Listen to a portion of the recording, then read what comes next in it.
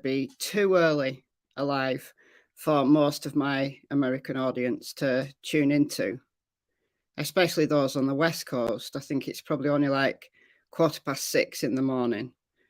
But I'm out 8 hours ahead of the West Coast, 5 hours ahead of the East Coast.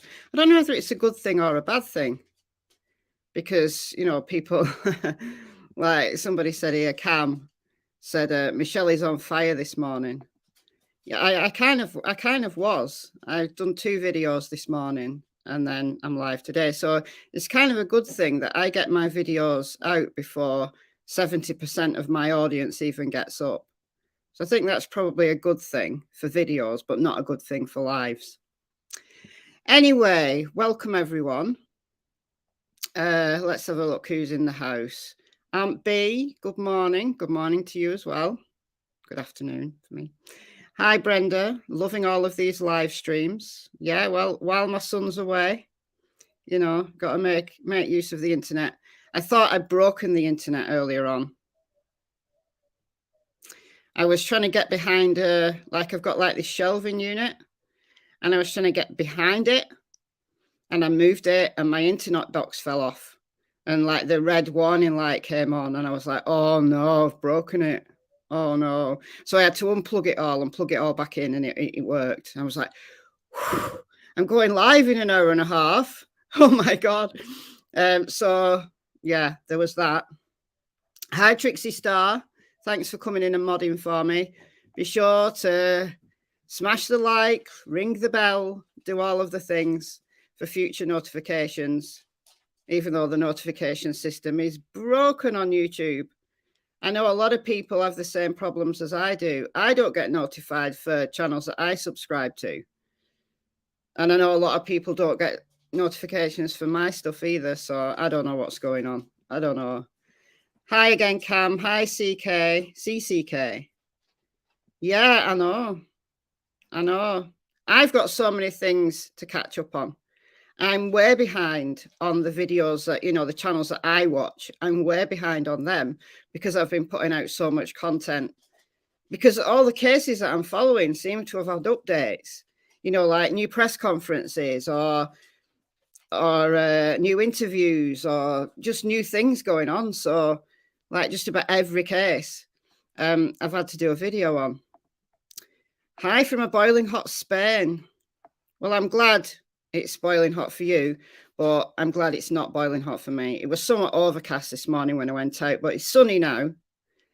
But it's not that warm. It's pleasant, but it's not that warm.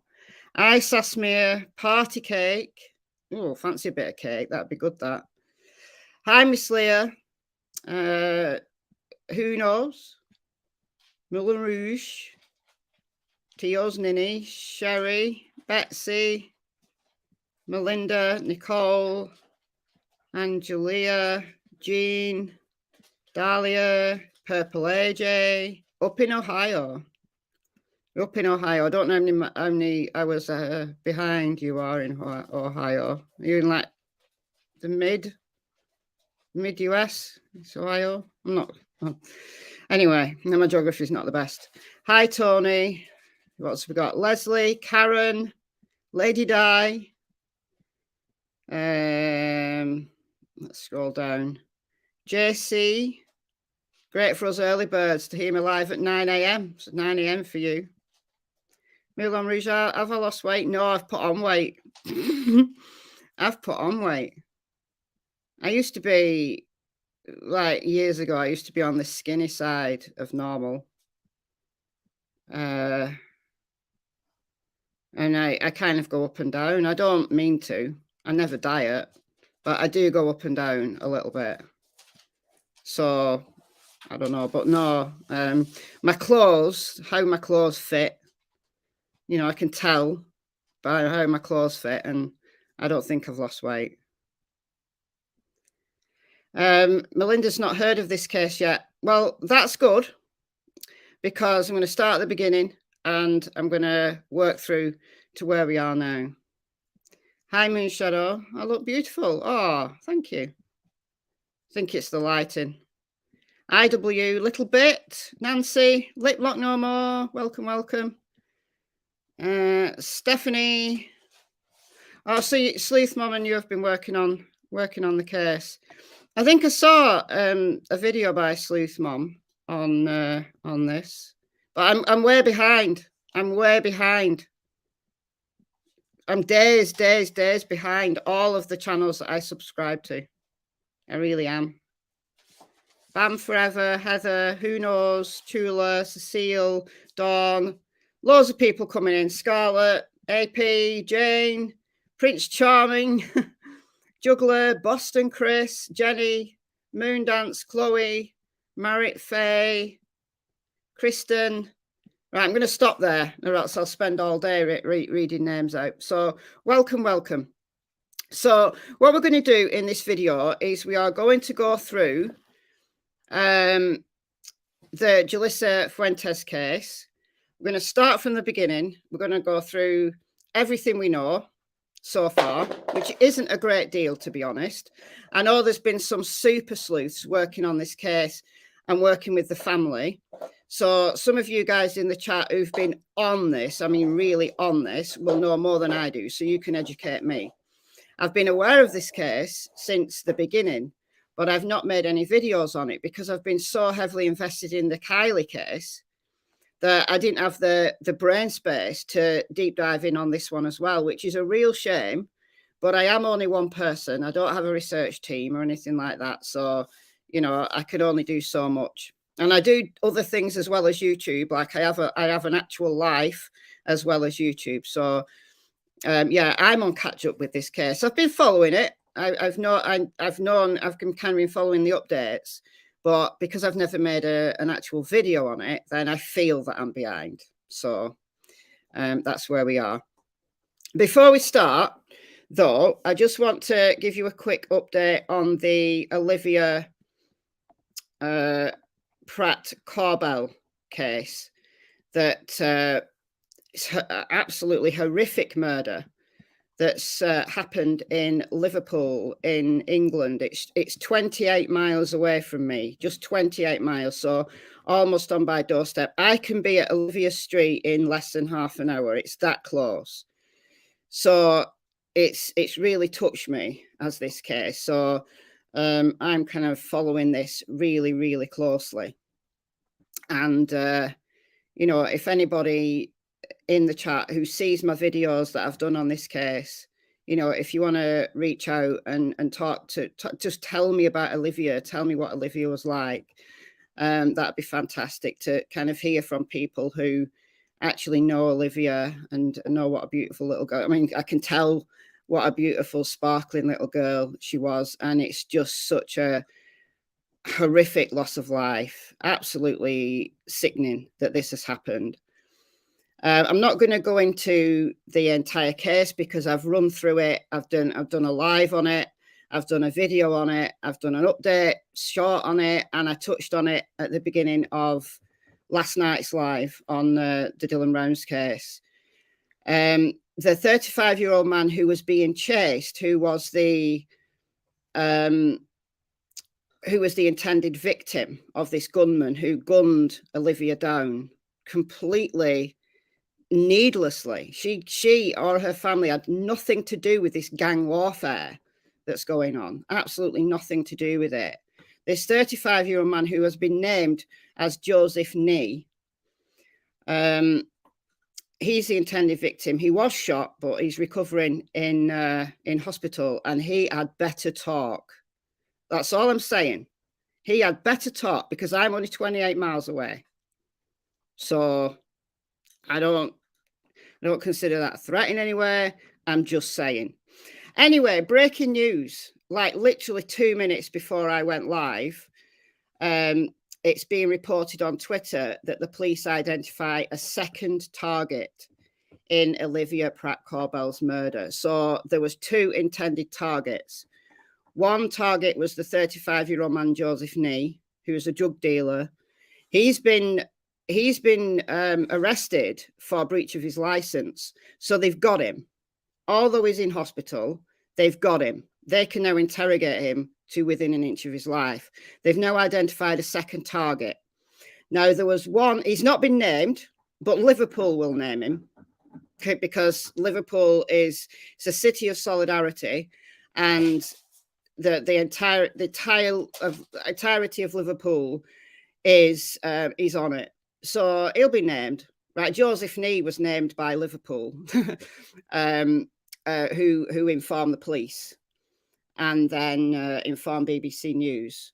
So Liverpool isn't sitting back, taking any nonsense from these gangs, which is absolutely great news. I can see you guys in the chat saying, excellent, great news. Yeah. So this guy, this second target, has not yet been named. So I'm assuming it's the guy who picked Joseph Nee up. Joseph Nee got picked up by his friend who drove him to hospital, whilst leaving little Olivia dying on her stairs, gunned her down as she was getting ready for bed. And she came downstairs to see what the commotion was, and she got shot in the chest. And she lay dying as Joseph Nee escaped before the police arrived. So that's just what a cowardly, low-life scumbag he is. So I'm assuming that the second target was the guy who picked him up. I don't know, might not be, but he's been identified. So he's another person who will be interrogated. Hopefully they can find something to arrest him and detain him, and then, not treat him as a victim. Because these guys need to talk. These guys need to talk. Also, that's Joseph Nee. That's the cowardly low-life scum who ran away and left a 9-year-old girl bleeding to death, who'd taken the bullet that was intended for him. Oh, it's riling me like you would not believe. There's some CCTV. CCTV is already coming out, which is great news. Now, this particular article that I've got on screen here, it doesn't seem to have the video link in it. It's just a picture. It doesn't seem to be a live link, but I'll find it. Don't you worry, I'll find it. So the CCTV of the area, and apparently on this CCTV, you can hear 4 gunshots ring out. But my point of showing you this is that CCTV is going to come out. Liverpool is on this. Right, Liverpool isn't standing for this. Liverpool is standing with Olivia and her family, not these gangland people thinking they're hard, trying to control the streets. It's not happening. It's not happening.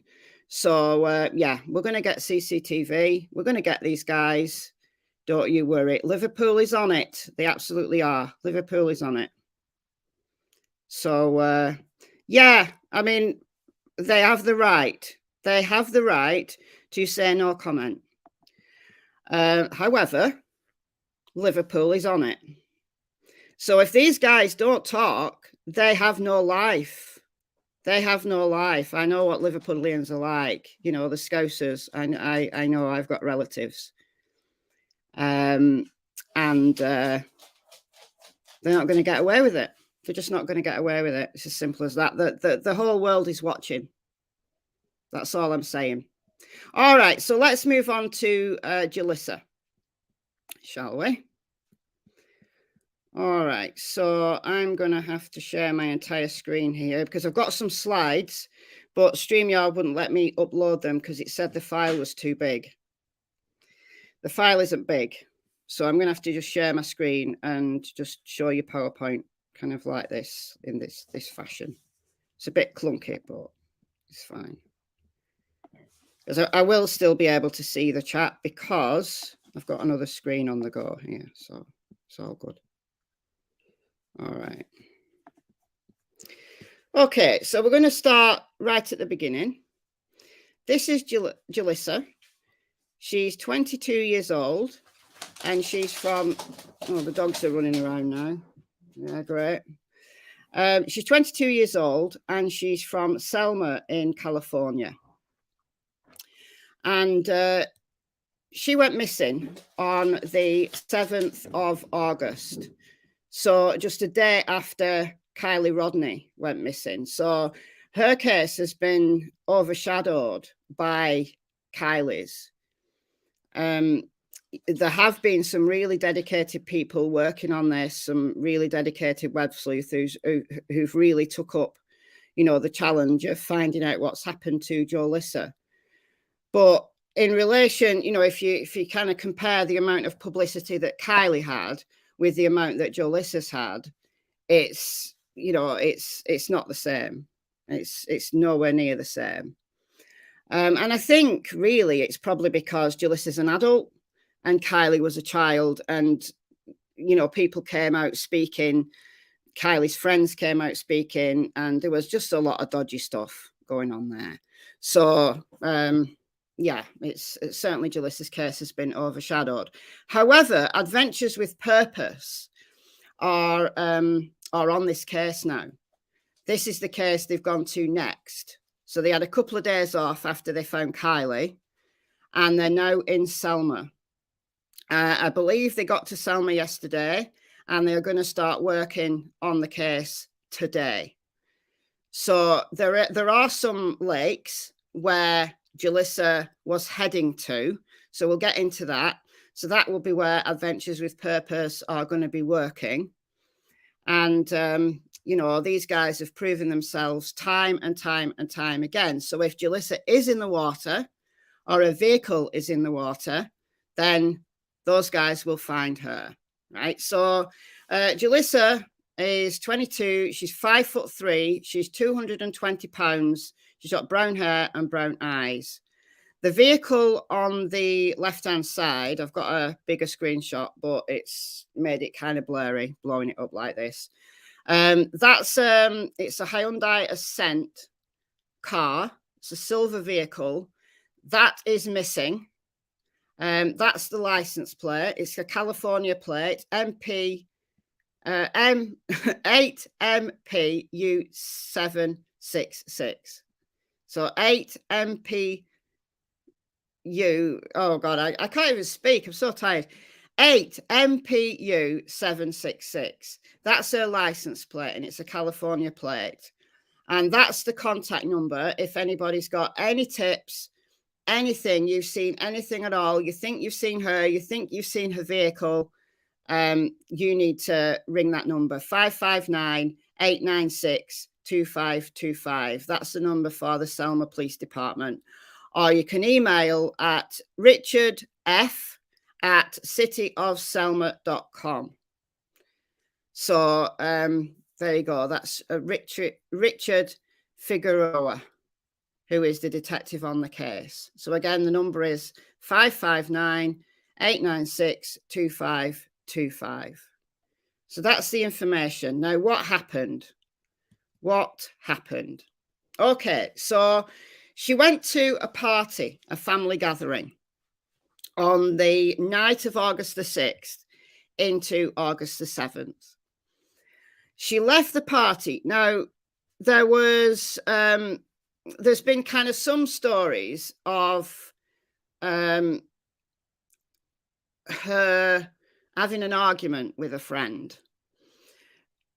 We don't think that's relevant to the situation. We don't think the friend's got anything to do with it. It's not a fight or anything like that that's gone wrong. She left the party. So she left that behind. She might have been feeling upset about the argument. We don't know. So she keeps in close contact with her family. I believe she lives with her grandparents. So, when she didn't come home in the morning, her grandma instantly knew something was wrong. But she'd rung her brother. She told her brother that she was going to the store and she'd be right back. So she made it home and then went out again. And that's the last anybody's heard from her. So Jalissa's mother, who's called Norma, said that no one has seen or heard from her since 3:30 a.m. or thereabouts on August the 7th, and she has just disappeared. Her phone did ping later on, so we'll get to that, but she's nowhere in sight. Her vehicle has disappeared. However, she was spotted. So after 3:30, when she spoke to her brother, we can track her movements. Her movements are trackable. So she was last spotted on a surveillance video at a petrol station. It was the AM/PM petrol station in Selma, and that was around 4 a.m. So shortly after, she spoke to her brother, said that she was going to the store. She actually did go to the store, and she was caught on surveillance. She was caught on surveillance buying what we now know as to be a cigar, walking out of the store and then getting into her vehicle. And she was on her own. She was definitely on her own. She gets into the driver's seat. You can't tell whether anyone else is in the vehicle, but she doesn't seem like she's in distress. I'll play the surveillance tape in a minute so you can judge for yourself. Some people say she looks intoxicated, but she's been to a party. Now, obviously, you know, if she's drunk and she's driving, then has she had an accident? But there's no evidence that she was actually intoxicated. But some people just say by the way she's walking, she looks it. I'm not sure. I'll let you be the judge of it in a second. Thank you, Nikki, for the $4.99. Love you, Michelle. Thank you for always being the best. Love both of your channels. Sending love from Colorado. Sending love right back at you from the northwest of England. Thank you. So then she tried to FaceTime her sister. Now, she tried, I think, 3 times. Correct me if I'm wrong. I think she tried to FaceTime her sister 3 times, at least 2 times, possibly 3 times. I've heard conflicting stories. But this was like in the night, in the middle of the night, or very early in the morning, depending on how you want to look at it. And Jalissa's sister was sleeping and she didn't answer. So by the time she, you know, her sister got up and called her back, there was no answer. Like her phone was off. Her phone had gone, you know. Now her parents, Joey, her dad, and Norma, her mother, absolutely frantic. Her grandma's frantic.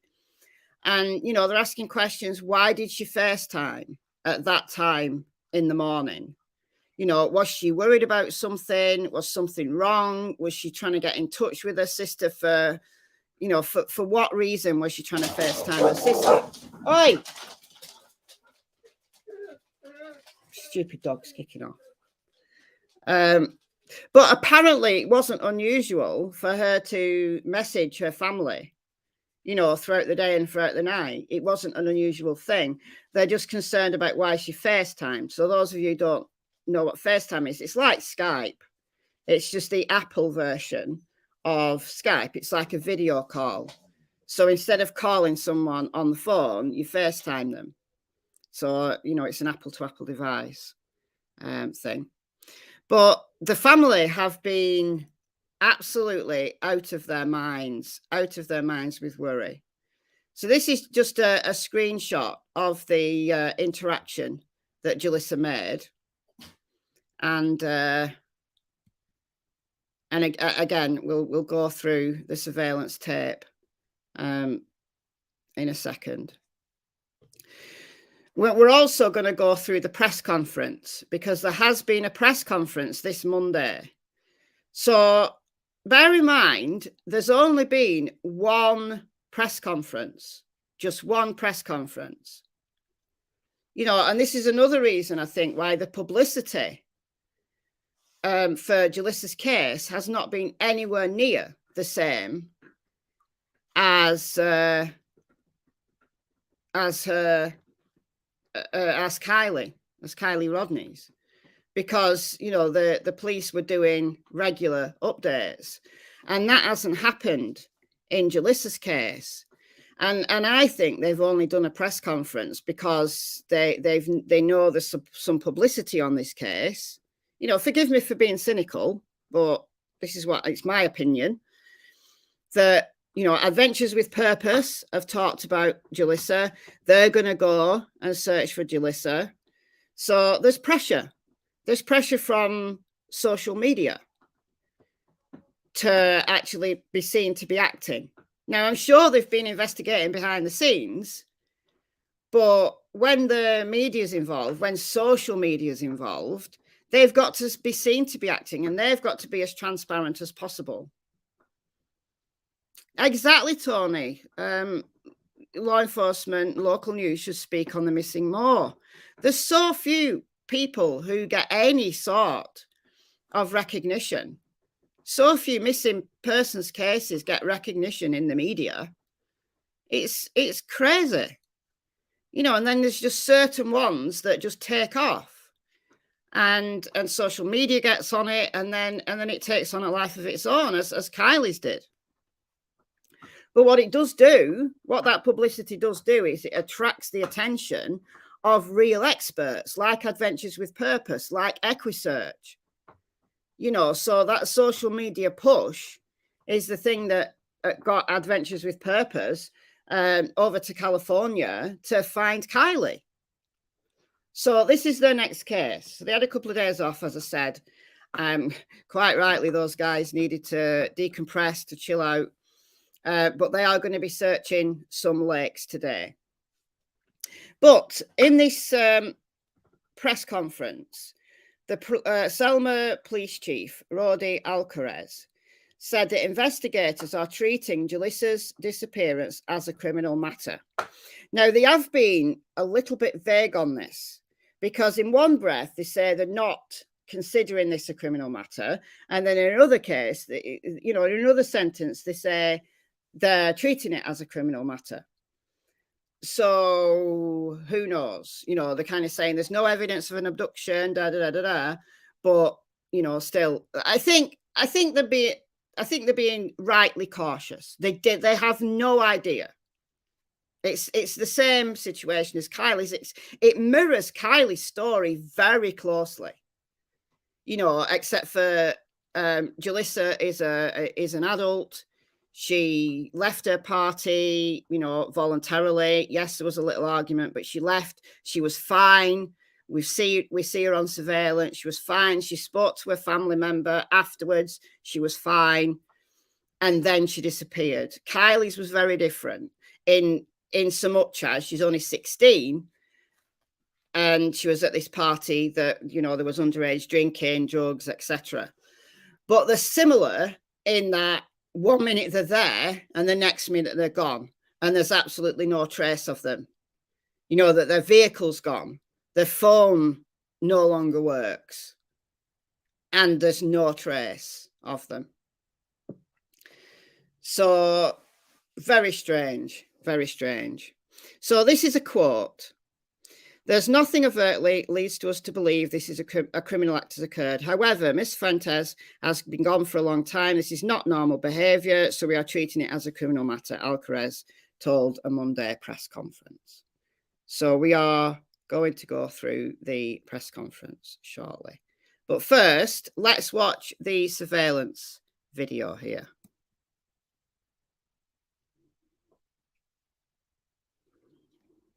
So what you see is a man walking out, but he doesn't pay any attention to Jalissa. Now, some people say just by her gait, she looks intoxicated. I don't know. Be the judge. And then she gets into her car, and that's the last time she's seen. So let's watch it again. Man comes out, doesn't pay any attention to Jalissa. She pays no attention to him. So we assume that they don't know each other. He walks off in one direction. She goes in the other direction.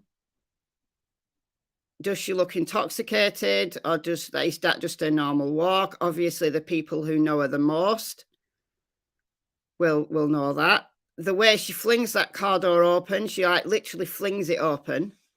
Does she normally do that? Is she normally kind of a bit rough with her vehicle? Or is she mad? Is she angry? Or was she intoxicated and she kind of misjudged? You know, instead of just opening the door calmly, she kind of misjudged it and flung it open. So there's some red flags there, I would say. So Ray Bird says, I think she looks intoxicated. Exactly, Kate. Always weird when a vehicle can't be found. What did the cashier say? That's interesting. I don't know. But there's no reason to believe that that just wasn't a regular transaction. She bought a cigar and then left. But I don't know if the cashier's actually spoken out. Obviously, she'll have been interviewed by the police, but we don't know what she said. Yes, that's true, Raybird. Was it said that she had lost someone recently and was having a hard time? She'd lost someone. Her friend was murdered, but the person who did it is in jail.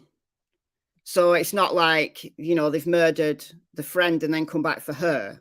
You know, you could have that kind of conspiracy theory, but no, that's not the case. But yeah, there is that possibility that she was having a hard time dealing with that. But her family say that she's not depressed. There's no reason why she would harm herself in any way. But what she did like to do, what her mother has said in her own words, what she did like to do was go off on her own, and she'd go to places that her and her friend used to go to. But she liked her own company. She didn't have many friends. You know, she was sociable, but she didn't need many friends. You know, she was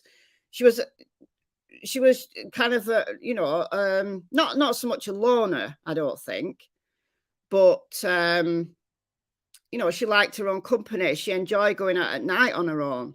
She liked to go and sit in the woods on her own, or little orchards, as her mother said.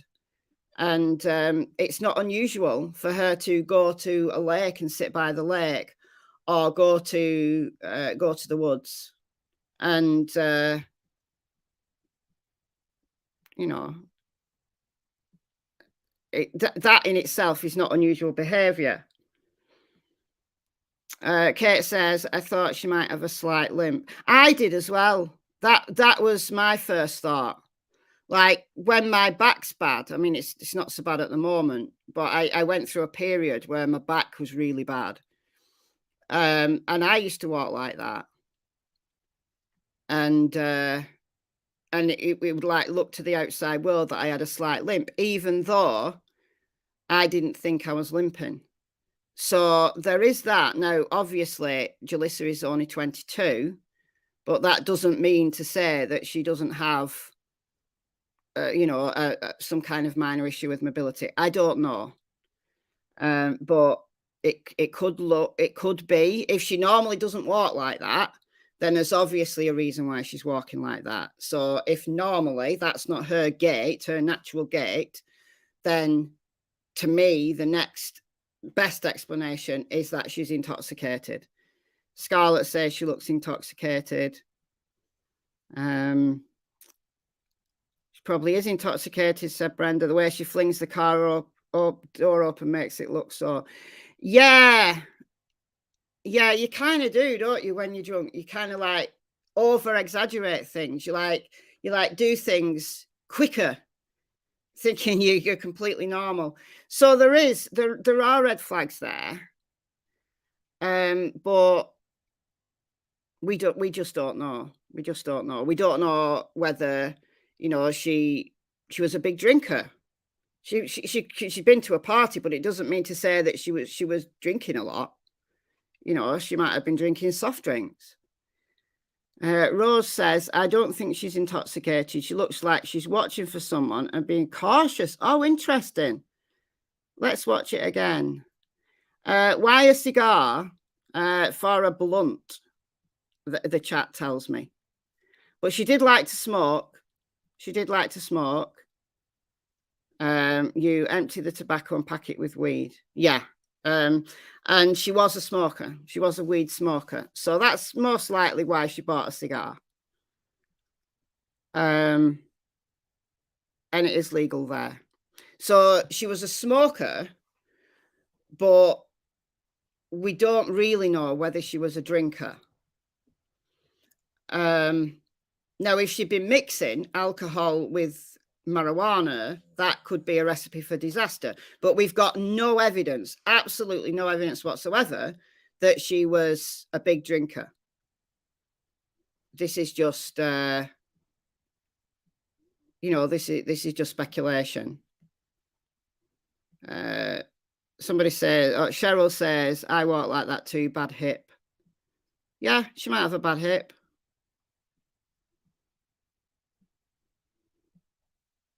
Moondance says she had a pouch of weed with her. Right, okay. There we go. So, did I play the video?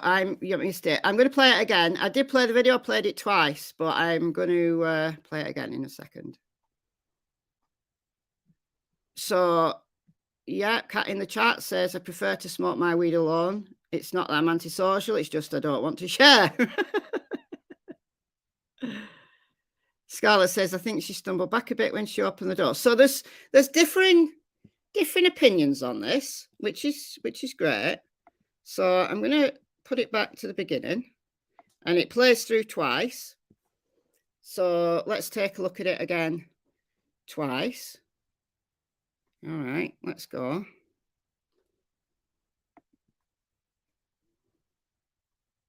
So a man walks past. He goes left. She has a word with the cashier. So she does like she's going over a little bit on her right-hand side. She looks back, or she looks to the side. Then it pans to her vehicle. She over-exaggerates opening the door. So again, this is a bit slower. Man walks by. I mean, if she was worried about that man, you know, the cashier's right there. So would she have left if she was worried about that man? So she is going over slightly on her right. She does look towards the man's direction, but maybe she was just being nosy and seeing where he's going. You know, just a awareness thing. Over exaggerates the car door and then gets in, and then that's it. So we obviously can't see whether there's anyone else with her, but I think her family think that she was on her own, because that's what she did. They knew she was a smoker. There's no secret in it. You know, she'd go and take herself off, have a smoke, chill out, and she'd go to, you know, a nice place, you know, a lake or an orchard or, you know, somewhere. And she was prepared to drive to get there. So, yeah, she did seem to be looking at him. Let's just play it one more time. Let's just play it through one more time.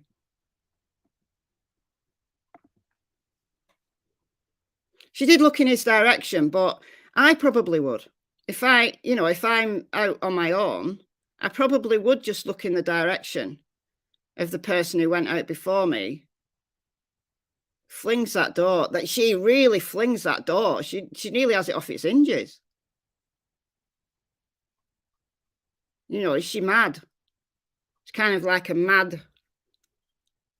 Maybe she was mad. Maybe she was a bit angry about this argument she'd had, and maybe she went somewhere to calm down, to chill out.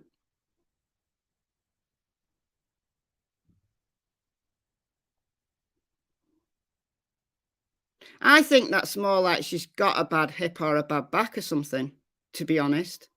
It's that flinging that door that's interesting for me. But that's just my opinion. Something is on the ground, says the joy catcher. Okay. Mad pull of the door. Think she's angry. Yeah, I do. Maybe he insulted her as he passed by. Well, we don't know that. I mean, if she felt unduly concerned, she'd have stayed in that store. I'm pretty sure she'd have stayed in the store. She dropped what she bought, said Lisa. We don't see her dropping it, do we? Maybe she dropped it. Let's have a look. I don't think she did.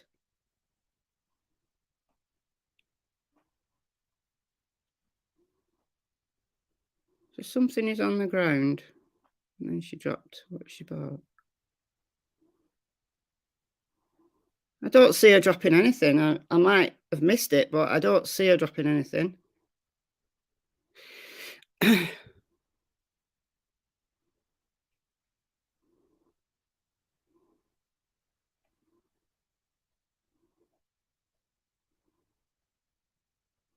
Honestly, he just seems to be minding his own business. I mean, we have literally a few seconds. You know, we don't know if her and this man know each other. They've had words previously. She does look at him. She does.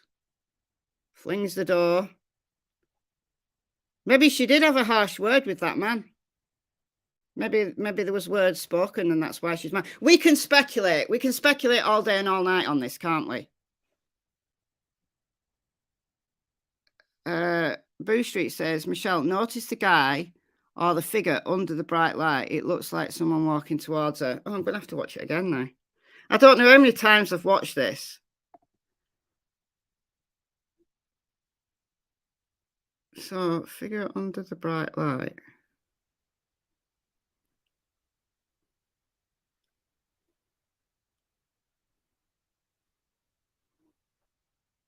Oh, you mean there?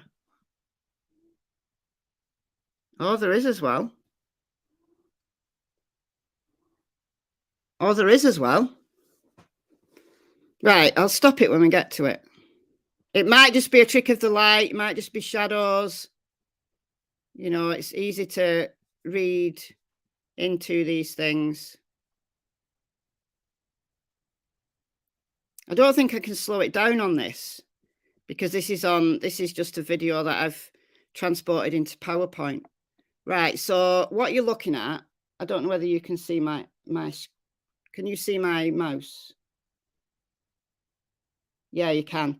So there, so this is the light, and then there, watch this, that figure moves.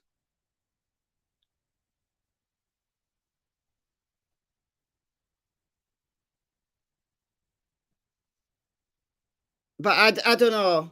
I don't know. I don't know whether that's just a trick of the light, because look how big it is compared to the car. You know, if that was a person, they'd be like 8 foot tall. I don't know. Too difficult to say, but I do see what you mean. I do see what you mean. But then again, if she drove off, you know, then if she was concerned, if someone followed her, let's say this was a figure who was up to no good, and let's say they got in another car and followed her, then wouldn't she just have gone straight home rather than turning in the opposite direction to how she would have got home?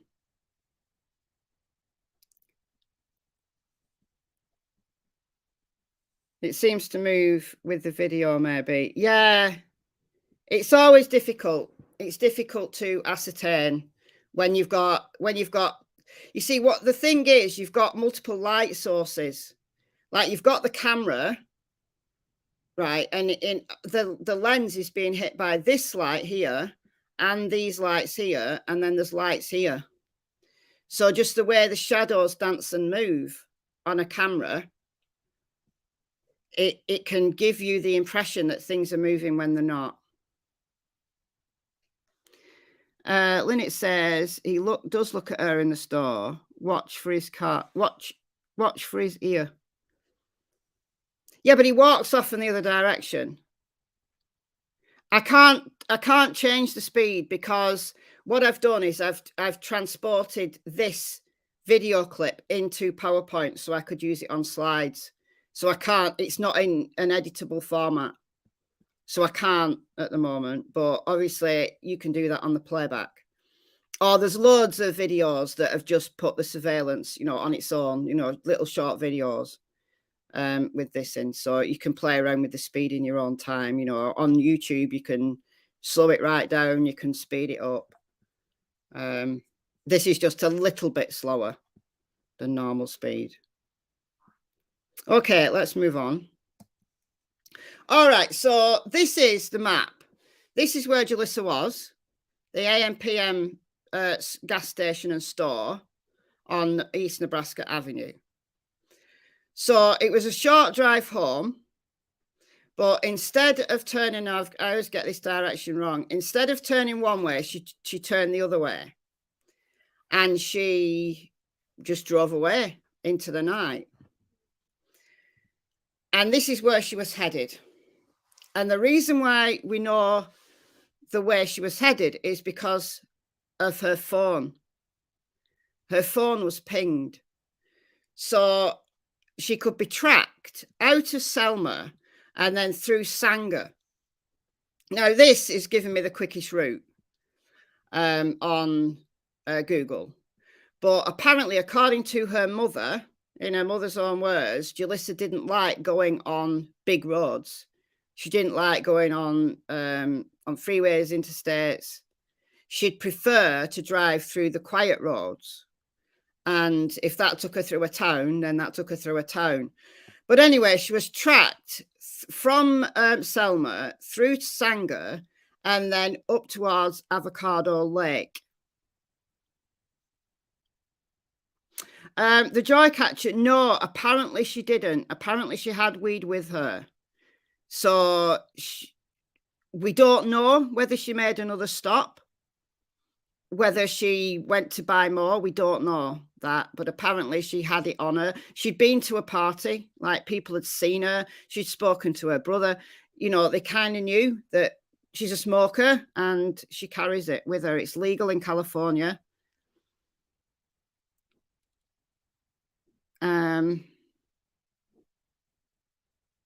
That they are tracker, yeah, they are. They're one of the best inventions ever for law enforcement, are phones. He may have said something to it. He could have done, Lynette. He could have just been, hello, good evening. You know, you're out late, that kind of thing, small talk. That's right, Julia. If the last ping is at the end of the blue line, APP will I can't even speak. AWP will look in that lake. That's exactly where they're going. That's exactly what I'm getting onto. So the phone last pinged in the vicinity of Avocado Lake, which is this. And there's a lake here. Now, it's not a huge lake. And then just off this screenshot is another lake, a bigger lake. Now, this is where the phone pinged. What the police won't say, and the family don't know, and if the family know, they're not saying, but in my opinion, I don't think the police would have told anybody, including the family, that it pinged, and then that's the last ping they got from it. But they won't say what time. Sherry says, check out Zav Girl's video from yesterday. Her parents were interviewed. They were very informative. I saw that. I saw it, Sherry. Yes, it was very informative. So I'll direct everybody over to Zav Girl's channel, because partway through, it was a live with Amanda S. Feeder, who's a YouTuber. She lives in this area, very, very close to Selma. And she's been following this case. And she was on Zav's channel, and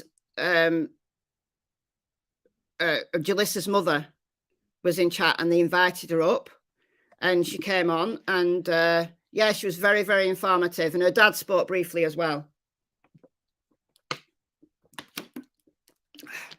Just having a drink, sorry. Yeah, it was very informative. Oh, Lynette, yeah, he could have done. He could have annoyed her, and then she flings the door. Yeah. Whoa, Stephanie Stewart. Wow, $50. Thank you so much. That is incredibly generous. For all the enjoyment with your walks. Well, you know, it keeps me fit.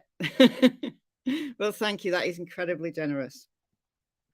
So, yeah, this is where Adventures with Purpose are heading.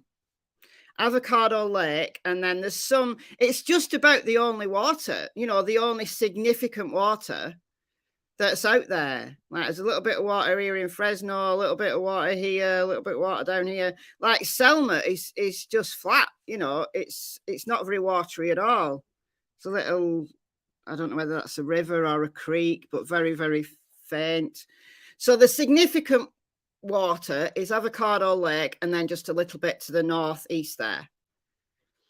And that's where her phone last pinged, but the police won't say what time. So obviously they think that's a key element of the investigation. You know, with Kylie's case, they told us, didn't they? The last ping was 12:33 a.m. But these guys aren't releasing the time, so it's obviously significant that they feel they need to kind of hold that back. But she did go. This is where she went. This is where she went, or at least it's where her phone went. Her phone was tracked, as I said, from Selma through Sanger and then up to Avocado Lake. Now, I'm thinking that if she'd had an accident or someone had abducted her or, you know, jumped in her car, ambushed her and drove her up here, if someone else was driving, they'd have gone this route. That's why I kept it on. They'd have gone this route. They'd have gone the crookish route. They wouldn't have gone through the little back roads that Jalissa liked to go on. But the fact that Jalissa could be tracked through Sanger leads me to believe, just my opinion, leads me to believe that was Jalissa driving. And therefore, Jalissa was with her phone up to the point that she was at Avocado Lake. Yes, there are, Michelle smiling. There's another bigger lake just up here. It's just cut off. This is a screenshot. There's a lake up here as well. But I think there's two significant places that Adventures with Purpose are going to check. Avocado Lake, and then I'm presuming they'll go to this bigger one as well. Now, there has been some speculation and some talk that the way that the phone masts triangulate around Avocado Lake, that it could actually be quite a wide search area, because there has been some kind of misalignment of pings. Because what happens is the ping comes from the three closest cell towers, and then they kind of pinpoint it all together and look for an approximate area. But it could be a few meters out, or it could be many meters out, depending on the signal, depending on the towers that it's coming off. There's all sorts of reasons why you can be quite a way out from that phone ping. So although it pinged around Avocado Lake, it could have been, you know, a quarter of a mile away. And, you know, it could be that it wasn't at the lake, you know, the phone wasn't at the lake itself, it was somewhere else. But the fact that her family know that she liked to go to the lake, her home is in Selma, down here. So instead of going to her home, she took an opposite turn and went to the lake. So not near the lake at all. It was in the opposite direction to the lake. So she made a purposeful journey to that lake. But as I said, this is what she liked to do. So this in itself is not unusual. She did like to go out on her own and go to sit and have a smoke near a lake. So is it that something happened to her there? Yeah, you do hear Cassie, who's trying to attract attention. I don't know why. What do you want? What do you want? What do you want? She's got a package arrive for her today.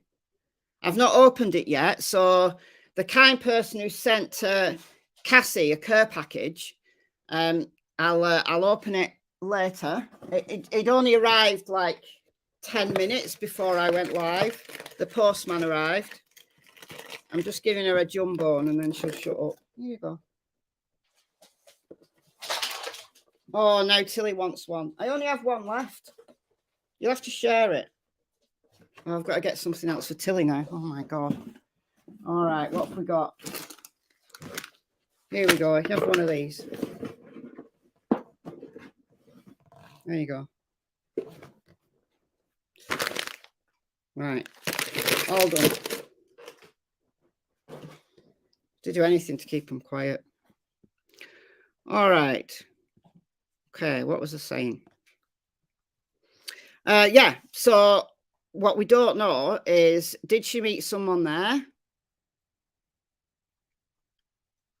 Notice the way the cashier looks at the guy walking out of the store. But again, if there was a concern about that guy, wouldn't she have stayed there? Or wouldn't she have just gone straight home? You know, it doesn't seem, even if they had words, it doesn't seem to me that she was that concerned about it. Don't forget Tilly. Tilly's had 2 smackaroos, so she's happy with that. Oh, miss seeing Max and Noodle. I'll have to get Max and Noodle back to do a guest appearance. So yeah, I mean, if I'd had an altercation with someone at a store and I felt unnerved by it, I probably would have just gone home. But she didn't. She drove 26 miles, nearly 27 miles. It'd be probably a bit, I don't know whether it'd be a bit less going through Sanger. I don't know. But she drove over 20 miles. So I don't know. I don't think the guy, in my opinion, has got anything to do with it, but who knows? Someone could have followed her. I think it's more likely that whatever happened to her here, around this area. Did she meet someone? Was there someone there? The only people who probably would be there would be people fishing. Apparently it's a fishing spot. Yeah, she's 22, chronic pain. 22. Someone fishing. Someone said, did she pass out? Oh, chronic pain says, never go home if someone could follow you. Oh yeah, I suppose.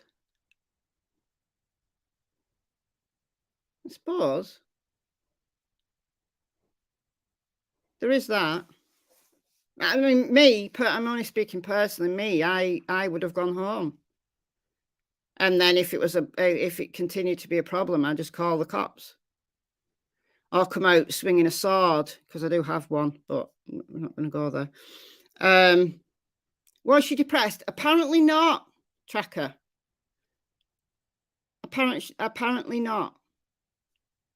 I don't know how often she frequented the store, but if the store's kind of, you know, close to her home, then she probably went there a lot. I really don't know. It was a gas station, so she may have, you know, gone to fill up her car there. Yeah, Moondance, not depressed, says her family. Now, obviously, depression can be very much a hidden illness. It can be a hidden illness that nobody could know. And then just everything all at once gets on top of you.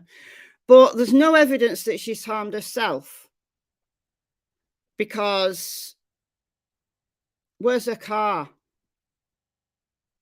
You know, there are ways and means that are easier ways to end your own life. Be careful what I say here. Exactly, Lynn. Never go to the woods if someone can follow you. Yeah, I think it is safer to go home than it is to drive 20 odd miles to an isolated lake if she felt unnerved. Head to the police station. That's a good idea, yeah. Head to the police station. People following will leave. I know someone who did that. Walking around the woods, and they got ambushed by somebody. And this person got in their car and made them drive. And the intent was to drive them to their home, to basically ransack their home. And then presumably they'd have just stolen the car. But instead, he drove them to the police station. So 2 guys had to leg it. I had to give it legs out of the police station. So yeah, that was very quick thinking. And they got the guys on CCTV, and I think they got them. I think they caught them. I don't know what they could have done them with. Like, I don't know what ambushing is. Yeah, that is true, S. People intent on harming themselves don't always tell people. That is a fact. It is a fact. It is a fact. Yeah. Chronic pain. I had no idea my daughter's dad was going to end his own life. None. Absolutely. Absolutely. But if she'd have gone somewhere to take her own life, where's her car? This is the thing. You know, like with Kylie's case, it's where is her car? Where was her car? Now, with Kylie, you know, there was all sorts of speculations. It was in the most obvious place, it turns out. But with this, is this going to be an obvious one, that it's actually in the lake? But how did it get in the lake? Do you know what I mean? Like, if you were going to take your own life, would you drive into a lake and drown yourself? That seems an horrific way to die. Even if you want to end your own life, that seems a very, very traumatic way to die. I'm not saying it isn't possible. I'm not saying that. But there are easier ways. Yeah, shoes are being reviewed. She wouldn't drive into a lake to end her own life. There would be other ways, I think. She would have done it, and they'd have found the car. So I don't know. It's a possibility. It is a possibility. But whatever happened, I think happened around here, around this area. So did someone abduct her? Did someone see her and abduct her and take her car? Did she have an accident? You know, did she leave this lake and then maybe her phone just ran out of charge? Because, you know, she'd been to a party. Whether she had the capacity to charge her phone in her vehicle, she may have done. She may have a charger in her car. We don't know. But maybe her phone just ran out of charge, and it's not nefarious. It just ran out of charge. And then it couldn't be pinged anymore. But because we don't know what the time of the ping was, you know, that's the issue. We don't know the time of the ping. So anyway, I'm going to play the press conference. There's a little ABC News clip that I just want to play before I play the press conference. And just a nice little summary, I thought. And it's got her, this is her mother here. It's got her auntie speaking. Her entire family have been on it, absolutely on it, in raising awareness and doing all they can to raise publicity for Jalissa. And I'm really pleased that there's more and more YouTube channels kind of focusing on her now. So anyway, I'm going to play this ABC clip. Let me know if it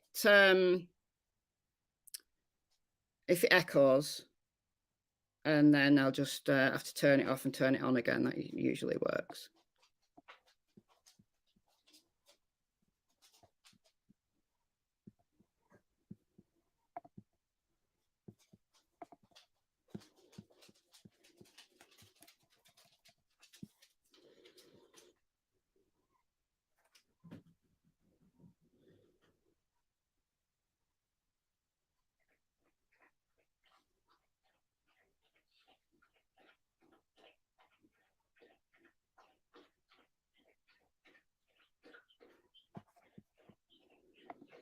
Is there no sound? Okay, right. All right. Let's it's because I've got my AirPods in. Just a minute. Yeah. I know there's no sound. Don't worry. Got it. It's because I've got my AirPods in. I'll take my AirPods out and then it will, StreamYard will, let's look at the audio now. All right, so it'll play through my speakers now. So it should be okay. It may echo though, that's the only thing. Well, let's play it again.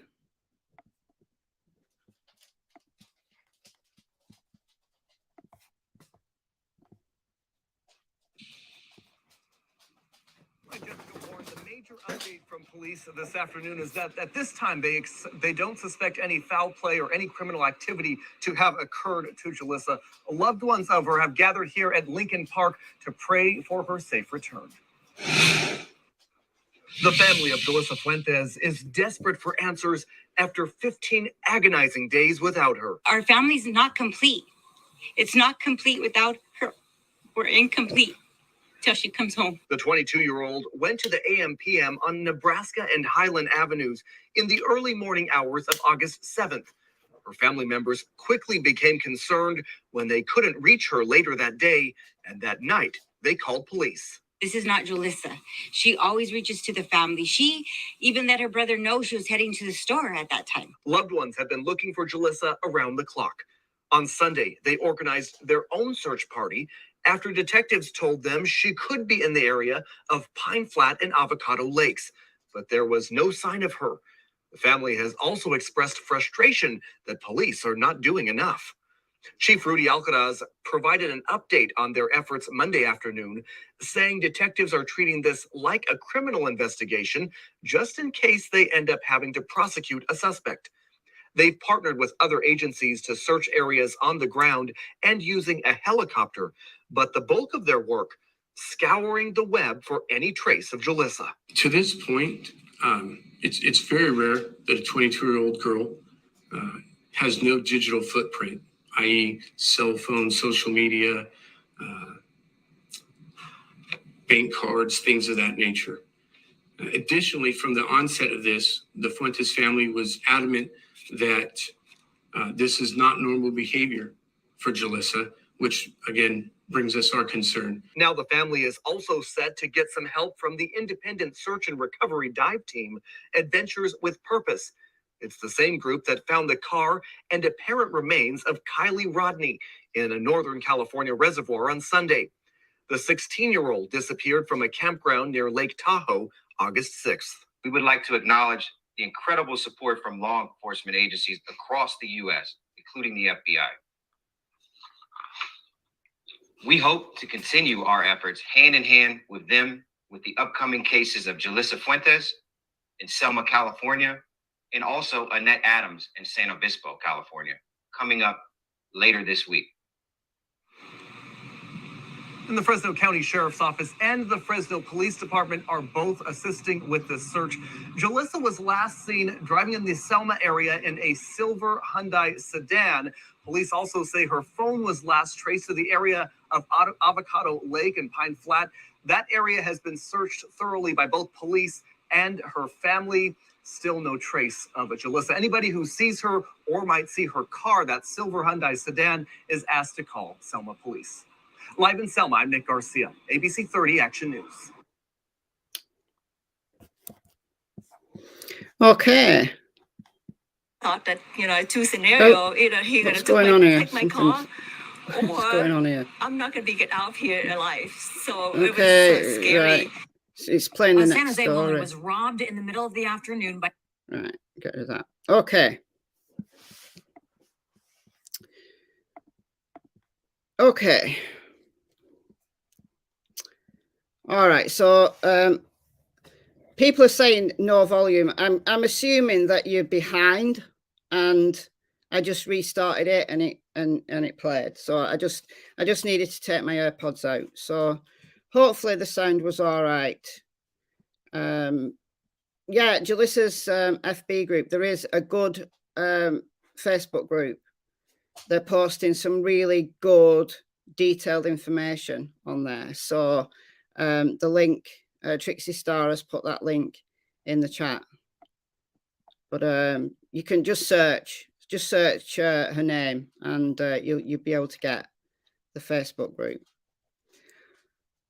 All right, so I am going to play the press conference now. And I'm going to play it all the way through. It's quite long. It's about half an hour long because there's a lot of questions.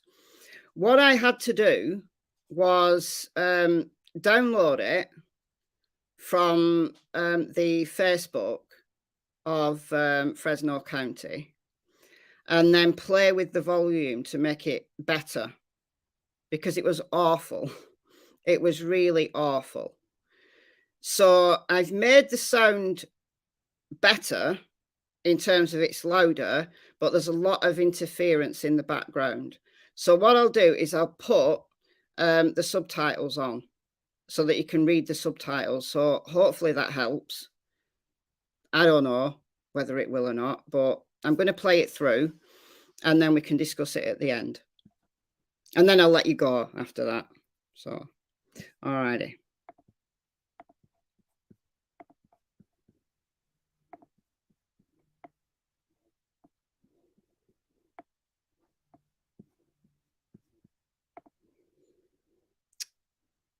Alrighty, I'll mute out. It should be okay if I mute out. There shouldn't be an echo, but just let me know. And I'm going to put this on full screen because we're just going to play it all the way through. All right, so just let me know in the chat if there is an echo or anything like that. Good afternoon. My name is Chief Rudy Alpers with the Selma Police Department. I want to thank you all for joining us this afternoon. I just wanted to have a press conference and talk about Ms. Fuentes and her being reported as a missing person, and when that happened and where we're at today to kind of summarize. So if you'll bear with me, I'd like to just do a quick summary of our investigation. On Sunday, August 7th, at approximately 8 p.m., Ms. Jalissa Fuentes was reported as a missing person. Our officers responded to meet with family members who explained to us that on Saturday, Ms. Fuentes attended a family gathering at about 8 p.m. Through the course of our initial investigation, we were able to determine that Ms. Fuentes, at about 3 a.m., went home to grab some belongings. They did not specify exactly what belongings, just grab some belongings. At approximately, in that initial investigation, our officers were able to find out that Ms. Fuentes visited a convenience store just on the outside of our city limits at Highland and Nebraska Avenue, and Arco AM PM. And that was at about 4 a.m. Ms. Fuentes is seen on video entering the store, purchasing some items, and then getting into her vehicle and leaving westbound on Nebraska Avenue from that AM PM. At that moment in time, she appears to be by herself at about 4 a.m. on that Sunday morning. On Monday, August 8th, investigators actively began working the investigation and are able to get an emergency ping on her cell phone. However, later that morning, the phone did not continue to ping on Sunday, August 7th. On Tuesday, August 9th, family members have been phenomenal and done a great job of getting us information, getting us leads and tips, in which we followed up on in the area just west of the city of Selma on the Nebraska and Fowler, Nebraska, and Floral area. On many times, the family's gone out there and searched the area. We sent our investigators out there with our drones to also search the area. However, we were not able to get any positive results on the location of Ms. Fuentes at that time.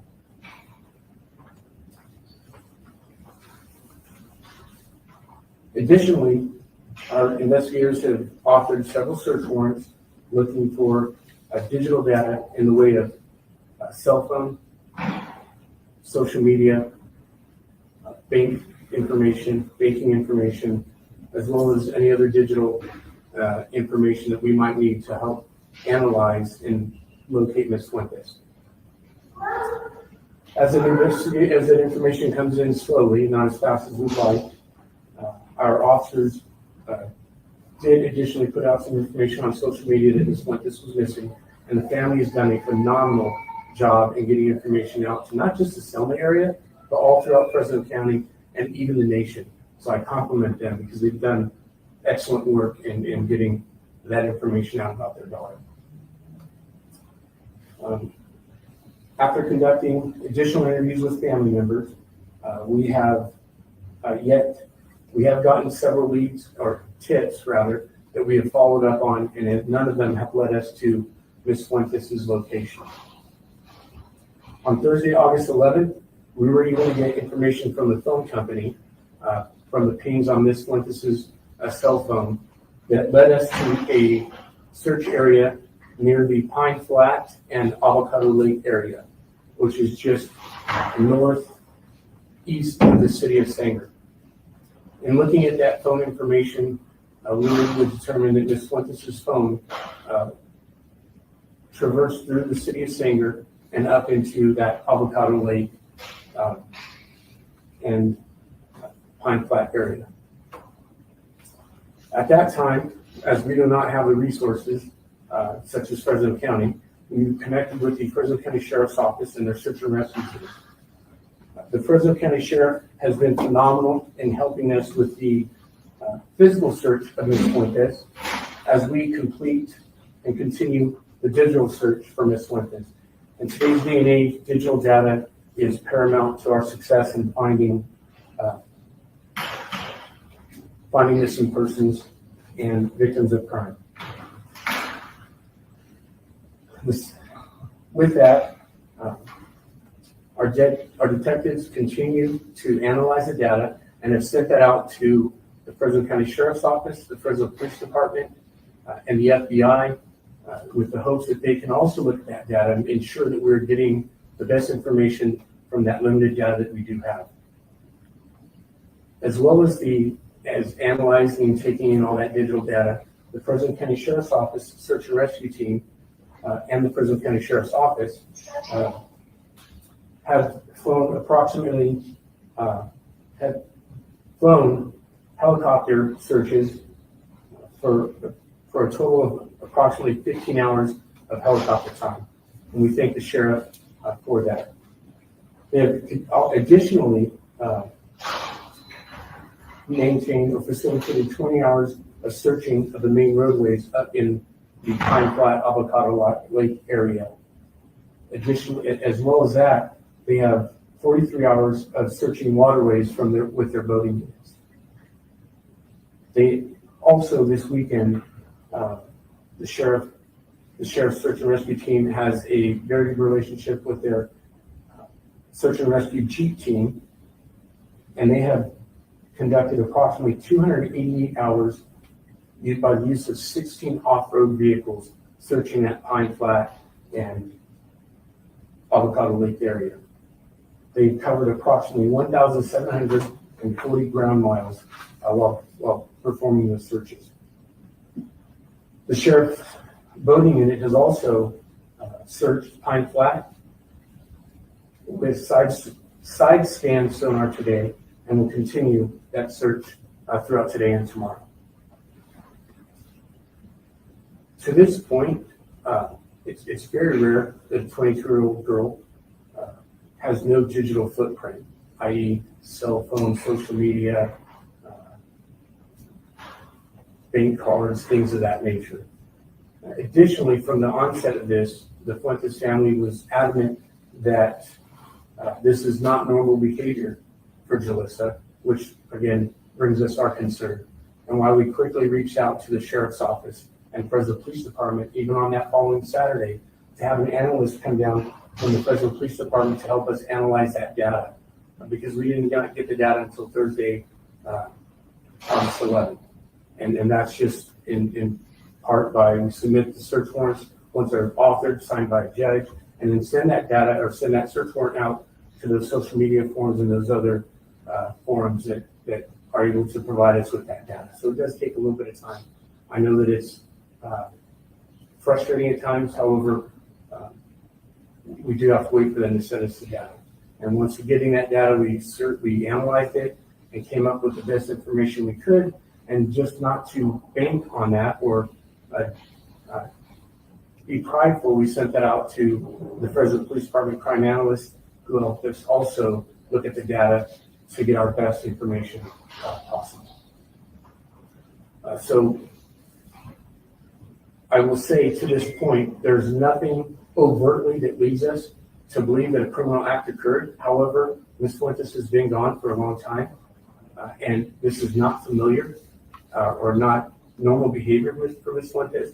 So we are treating this as a criminal matter. So this being said, we're doing our best to communicate with the Fuentes family, give them what information we can. However, we do have to treat this as a criminal matter and ensure that we are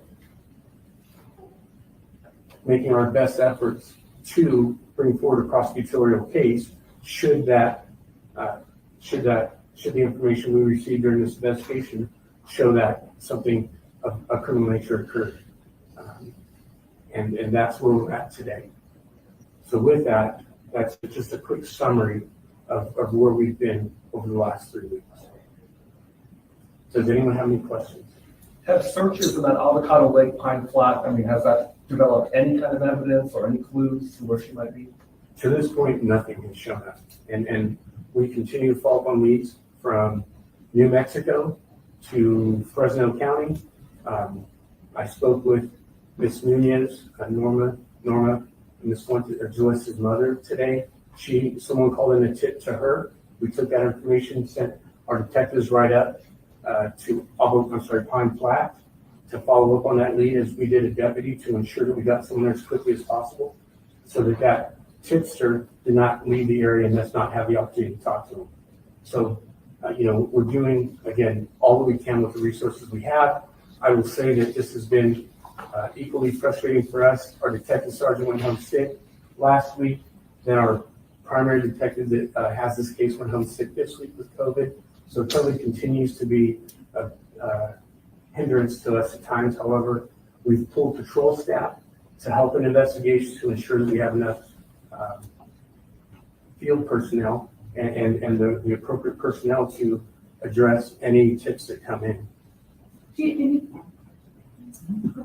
you tell us a little bit about the map that you have there? So if you look at this map, this is probably a 15 square mile radius of the area depicting Avocado Lake and Pine Flat.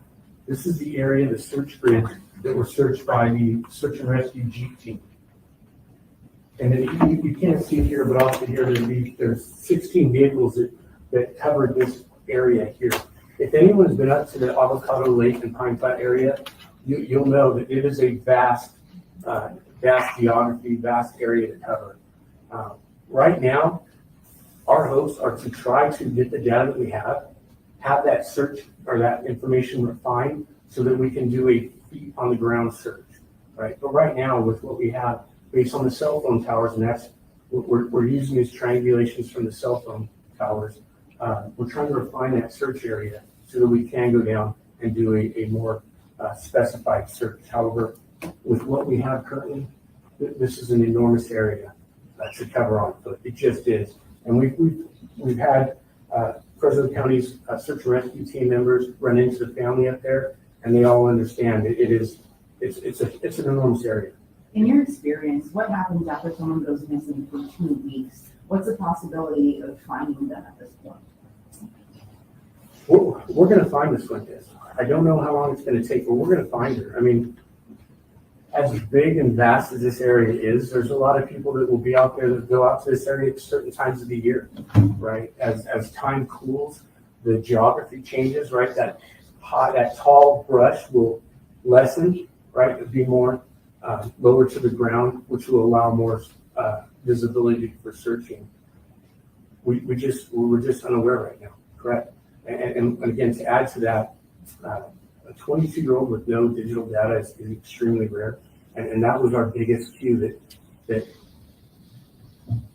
it's going to be an enormous challenge finding this Fuentes. When she made those calls at 5:20 or 5:25 in the morning, can you tell us if she was in Sanger or was she already in the Pine Flat area?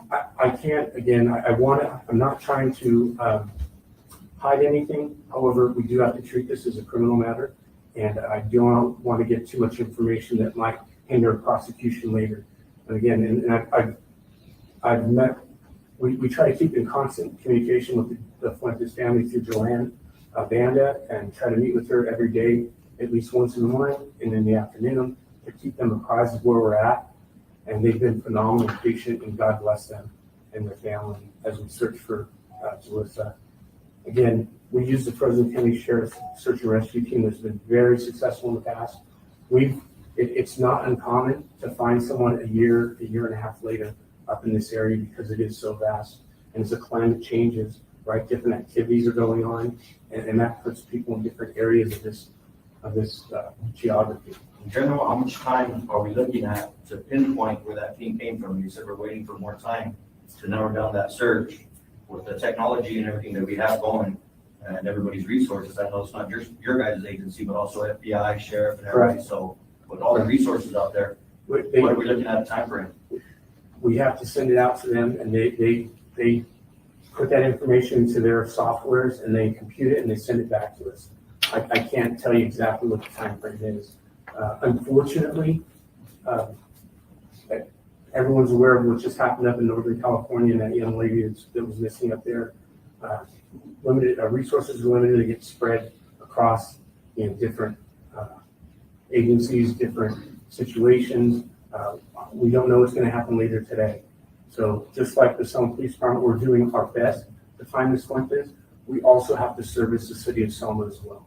We have 25 other residents that we have to answer to on a daily basis. And this is not any less important than I understand that as a family member. Absolutely.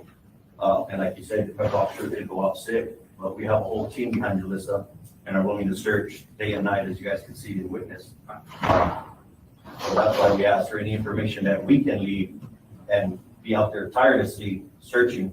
And of course, we do know we got to go up against the reins and follow chain of command. But if we get something, now we get to you guys and we go ahead and move forward from there. And we do appreciate that. You guys have been phenomenal getting this information. Again, we just have to be cautious. God forbid we have to do we have a prosecution later, that we don't divulge information that's crucial to that prosecution. And that's just, I know that it's hard to digest, especially as time goes, frustration grows, and concern. And I compliment you as a family because I'm a father. I will do everything in my powers to find my daughter. And I absolutely empathize.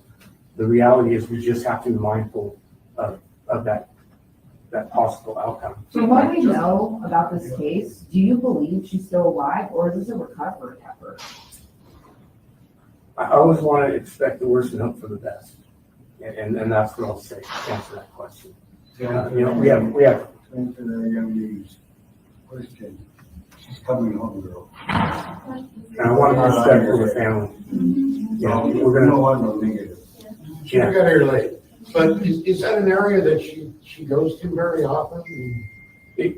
She has been there in the past in speaking with family.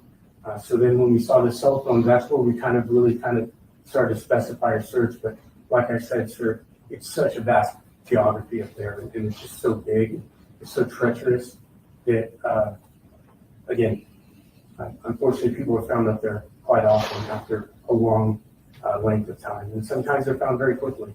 Just a timeline question. August 7th, when she went missing, that first Be on the Lookout came out on the 10th. Why the delay? It was several days of delay. Yeah, I honestly can't answer that question right now. However, what we do is once they're taken as missing person, they are entered into the database. So the vehicle license plate and her into MUPS, she's entered into the database. So if law enforcement comes across her or that vehicle, they have reasonable suspicion to stop the vehicle. And then if they run her name in the database, she should pop up as a missing person. How quickly did that happen? That would have been the day that we took the missing person report on the 7th. Yes. Yeah. And putting the flyers out, again, those things will come shortly after. Jim, can you confirm if she was by herself or was someone in the car with her when she drove through Sanger and up into Pine Flat? Is that something you can We can't answer that information right now. If we knew, it would be something we'd have to, for purposes of the prosecution or criminal matter. However, as far as we know in the video we've looked at, she's been by herself. And that was through the city of Selma. So I just see her leaving the convenience store, heading westbound on Nebraska. She came back toward the avocado or Pine Flat toward the same area, so she obviously came back into town, correct? Yeah, yes, she did. And she was by herself in the video that we see. And there was no phone call made to say why she came back into town? Again, sir, I'm getting into her specific phone calls and to whom we would consider that as parts of the investigation. And we also. And I'm not saying that there was, I'm not saying there wasn't. Again, we just have to be mindful. And God forbid we don't have to prosecute a case. I'm hoping that we have a great outcome, Mr. Fuentes. We've also heard something about an argument prior to her leaving. Is that something you can elaborate on? I cannot elaborate on those things. Again, we follow up every lead that comes in and we get a lot of leads. And as de minimis as they may sound, we follow up on them to the best of our abilities. Again, that's why we just brought in, though we're short on patrol, we're down 6 police officers. We brought a patrolman off of patrol to assist investigations to ensure that we are able to follow up on those leads as quickly as possible. And the tips for today in Pine Flat, what made it go cold, or what wasn't, why wasn't it fruitful? I would just say that the information we saw after speaking with the investigative lead did not corroborate it being Ms. Fuentes' vehicle. And I spoke with Ms. Nunez earlier today about that. And when you say she has no digital footprint, does that mean that her phone was on and suddenly is not on anymore, or did she just not have a phone with her at all? Well, a phone only tells us that the phone is pinging or that it's on and that we can calculate where it's at. It doesn't tell us if it was turned on. We assume that it's turned off or it went dead and hasn't been charged. It doesn't tell us that she was with us. It just says where the phone is at. And our phone leads us to this area. It doesn't say that the vehicle is up there. It just says that's where the phone is in that area at that time. And based on speaking with family that Ms. Fuentes had visited that area in the past for her own personal reasons, we thought this would be our best best place to search. Right now, obviously, we're looking for that car because it's the biggest piece or object that would be easiest to find. We would love to find her phone. We would absolutely love to find Ms. Fuentes. But right now, finding a vehicle is much easier than finding a phone, if that phone is on and while that phone is on. And to this point, the phone has been off for some time. We're not trying to hinder anything that you guys are doing, as far as myself and what. We believe you're doing your job. Sometimes when you put too many potatoes in the soup, it gets spoiled. So I knew where you're coming from. And to us, as you as a father, mostly you are. Of course we do it. And to make it happen, it'd be wonderful if she walked in the door right now. But we know she's coming. So don't think we have any, thoughts against anybody that's doing this, including you guys or anybody. It's just, we're a family.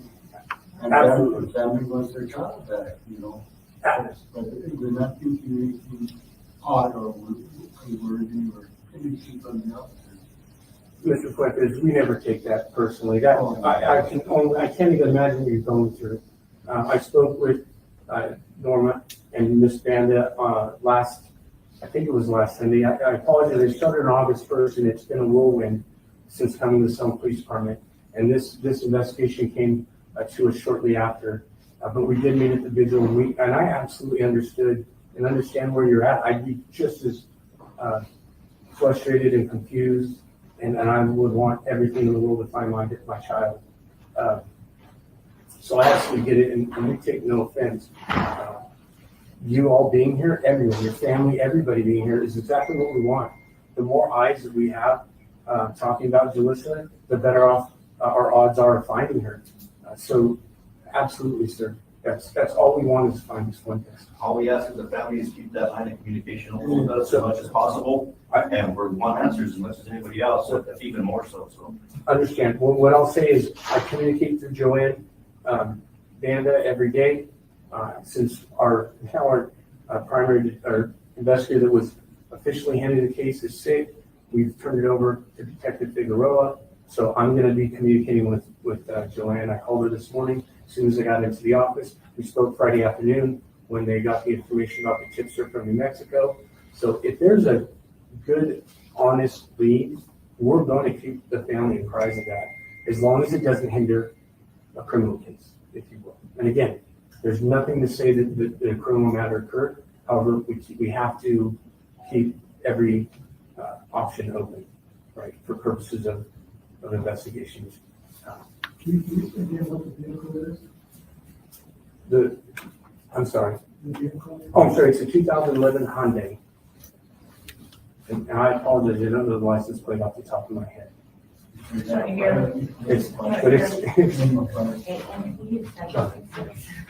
They married Union Paul.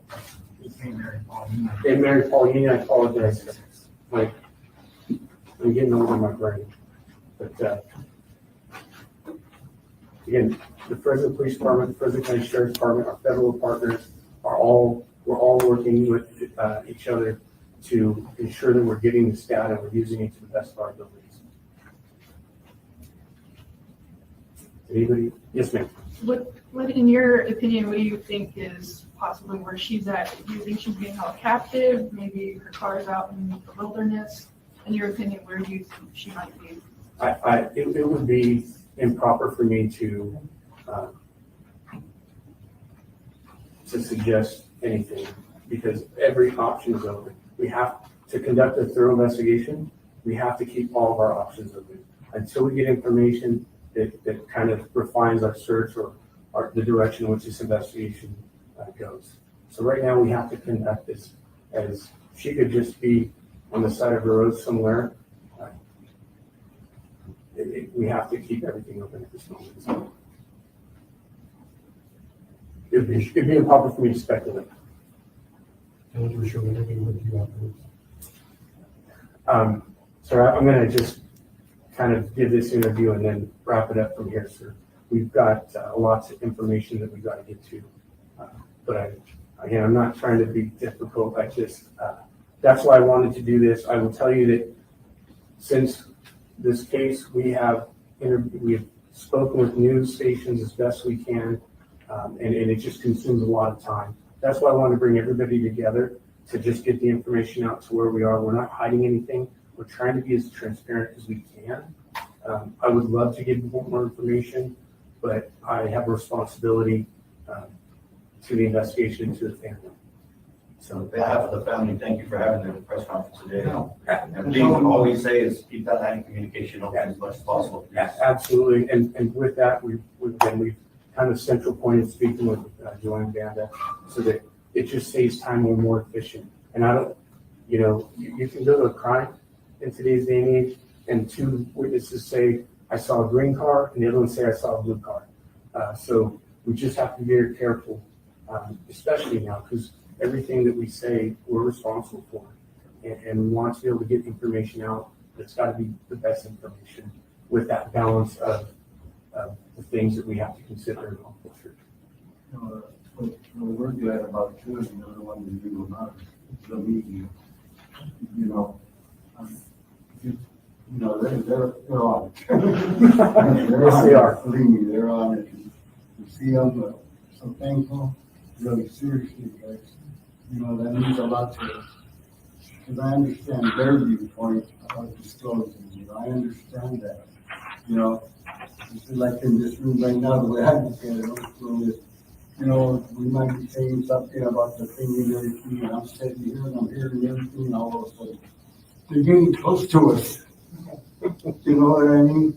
So you have to be very careful what's being said. I understand all that, and that I appreciate. But, like I said, even the media, it's just real good. They're on it. They're on it. They're still on it. Keeping her story posted and live and active out there and don't let it die down. So thank you guys. Absolutely. And again, I compliment the Fuentes family for getting the information out and getting the media involved. And then again, we don't see this as a hindrance or a negative thing. We see it as a positive. We've got to be very efficient with our time and your time, the media's time. Again, I think we're even live streaming today because we have news stations beyond our region that want information as well. And if that's what we need to do to get information out, then we'll do so. We will, if we get more significant information, we'll conduct another press conference. But right now, this is what we have, and this is where we're at. Unfortunately, I wish we had better news, but it is where we're at today. We had a question to the TV people. Is anybody doing this in Spanish? We are. Yeah, we are. Great. And I'm sorry that we did not broadcast in Spanish. Yes, we know that. No problem. But it's good enough to get by on the streets, but I would not be doing any justice trying to speak Spanish. Something of this magnitude and with this kind of information and verbiage that I don't normally use on a daily basis. So, name, date of birth information, I get you all day long. But something this magnitude has to be right. I wouldn't disrespect the language and try to do so. I have a question. So how valid is that ping on Avocado Lake, and should we continue to search that area? Well, the data is, this data is not, it's very conclusive. That was the last area that the phone pinged in. Again, the phone. Did anyone, sorry, because I know it's just rumors on Facebook, but somebody said that there's been like 3 other pings in that area that were wrong. What I would say is there's going to be, and I spoke with Joanne about this. Now that this information is being broadcasted all over the nation, we'll get a lot of information. And we have to be very careful on how we vet that information and its credibility. Because, and I spoke with Joanne about this in the Fuentes family, we're not going to send you on a wild goose chase. So if we have good information and let's say we go out and search it and we have no findings, if we feel it's proper, we'll get that information out to the family. We know the family has an enormous amount of resources. And again, kudos to them. I compliment them for doing all that. Again, we're all parents, or many of us are parents who do the same thing. We just have to be mindful of what information we have, what we give, because we can't rule anything out this way. So continue to Avocado Lake area. Right now, that's our best location, and that's where we're at. Chief, I have a question. Did her phone ping once at Avocado Lake and once at Pine Flat, or was it one ping for that entire area? That would be a what's the word? A technical question that I can't answer. What we do is they triangulate these pings off of towers. I don't know exactly where those towers are at. It takes a tower here, a tower there, and maybe possibly another tower. I'm not the technological expert. Again, I'm just trying to give a idea of how that technology works. It takes those cell phones and tries to triangulate as best it can. We understand that there's media now that is more refined, such as Google, and we're again, as the data comes in, we take it, we analyze it, and try to refine that search because we want to put people on the ground, but we can't physically search a 15 square mile, especially in this terrain.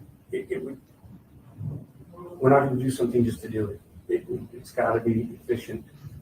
It is dangerous terrain, and now it's hot, rattlesnakes, dehydration, heat stroke, all those things are things that we have to be concerned with.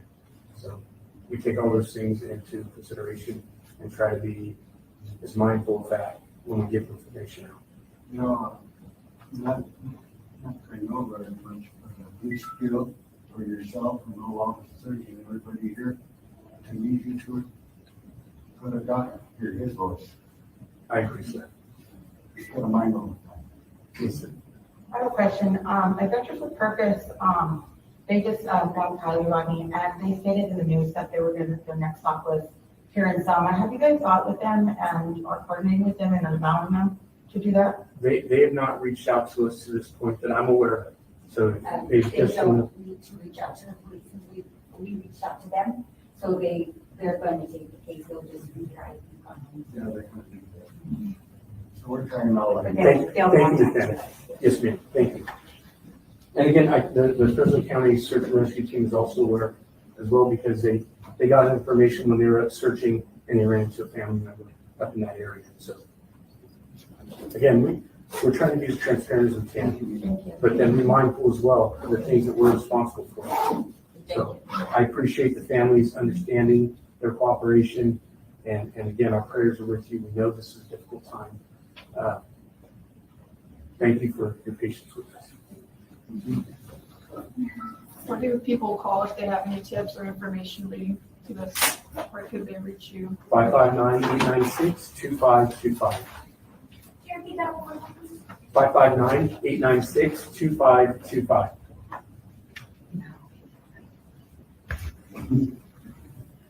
Thank you all very much. I appreciate all of you coming out. Thank you. We thank you very much. No, absolutely. No, don't thank me.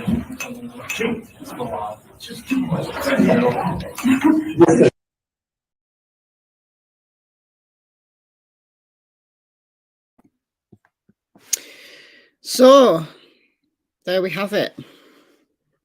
So I just let it play through. I mean, I've got lots of questions about some of the things he said, and I can see that you guys have got a lot of the same questions that I've got.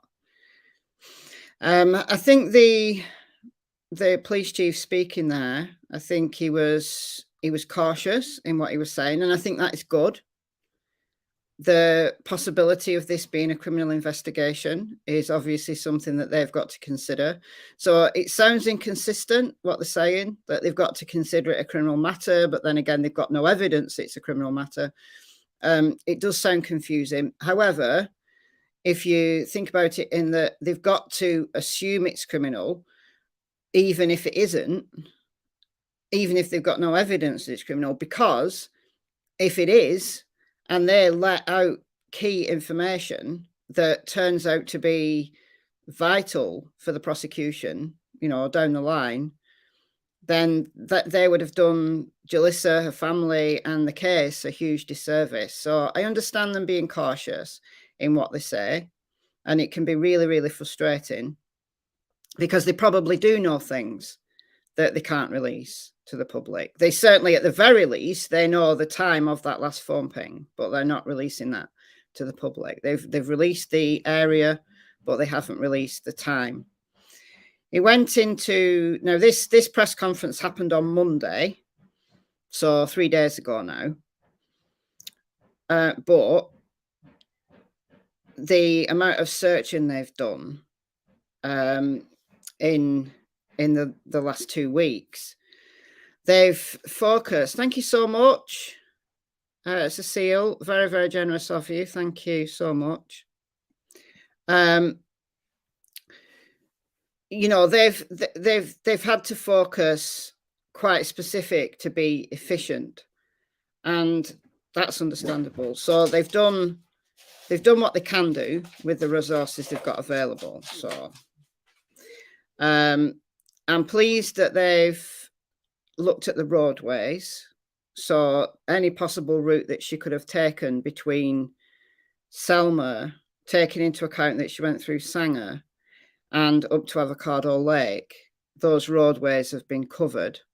And if, quite frankly, she's been gone that long now, if she'd had an accident and she was lying on the side of a road somewhere, I think she'd have been found, if not by law enforcement, but by a driver, you know, somebody just going by the regular route.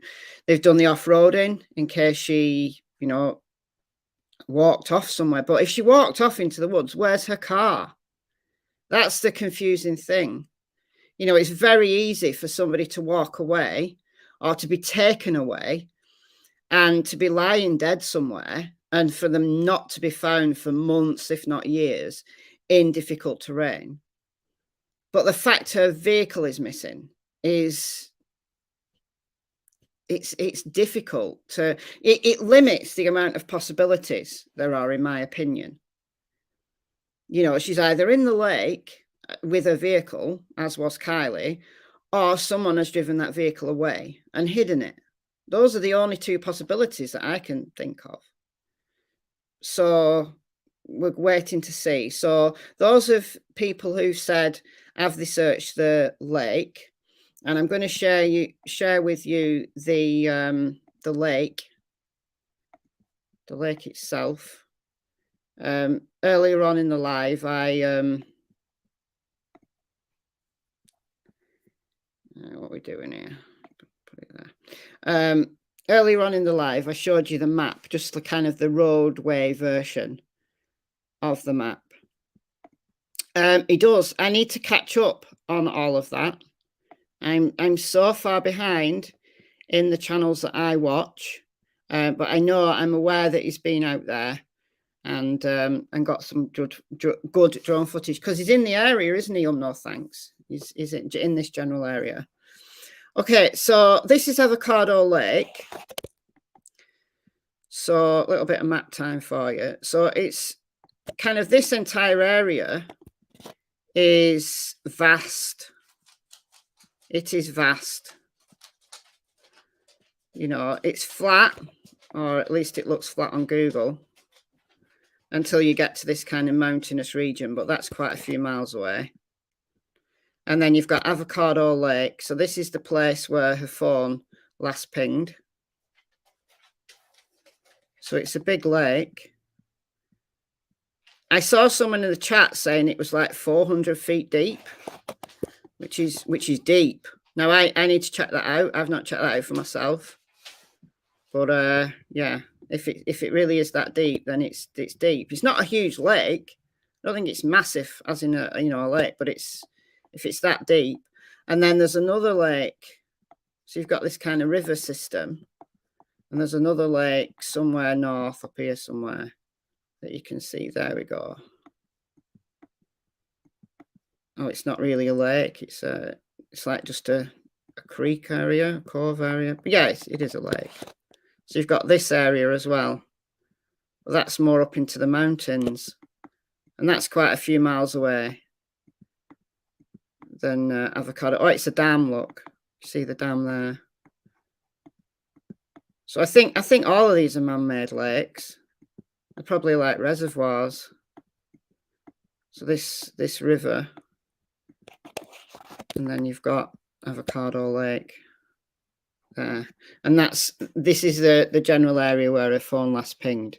So they've been round in with helicopters, off-road vehicles. What they're working against though is heat. It's summertime. It's very, very hot. It mentioned rattlesnakes. So, you've got to ask the question, did she wander off into the woods, just for a walk on her own and got bitten by a rattlesnake? However, where's her car? Because if she'd left the car by the lake to gone for a walk and then got bitten by a rattlesnake and died, well, a car would still be there. This is the puzzling thing. This is the thing that didn't make sense to me in relation to Kylie. There was two possibilities with Kylie. She's either in a water system somewhere or the car's been taken. And it's exactly the same with this case. So yeah, that's the area where we're kind of working on. And then the other thing I'll show you once more before I sign off, because I'm going to sign off in a few minutes. I'm just going to reshare the surveillance video with you because somebody asked what she was wearing, and we know exactly what she was wearing because of the surveillance video. Yeah.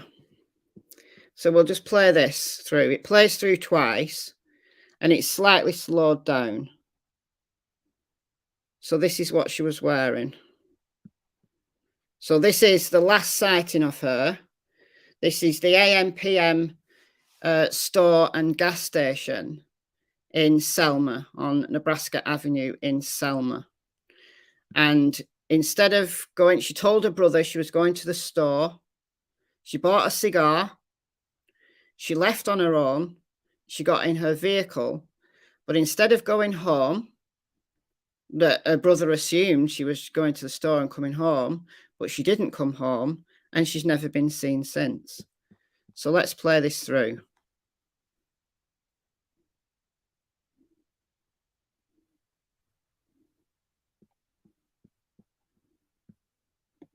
So that's what she's wearing. So a white top.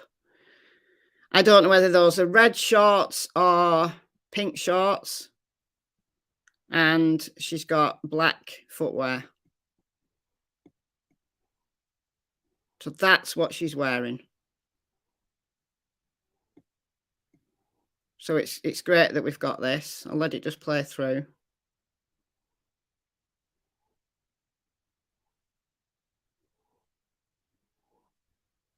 So it's a white top and she's got a black top underneath, or that might be a bra underneath.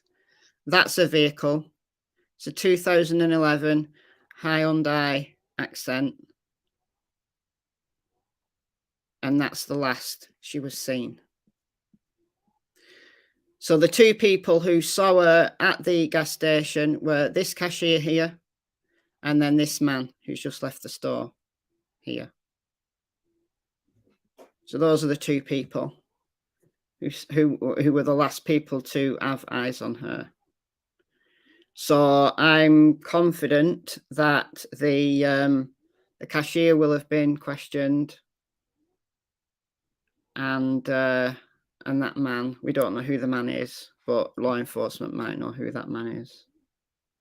So Laura says, why would she buy a cigar? Is that how you roll one? Yeah, apparently so. You take out the tobacco. So that's yeah, that's why she bought a cigar. Oh, that's likely. Well, why she bought a cigar. She might be a cigar smoker for all I know, but it's likely that that's why, because we do know she was a marijuana smoker and it is legal in California. Are the lights on the black car? I don't know.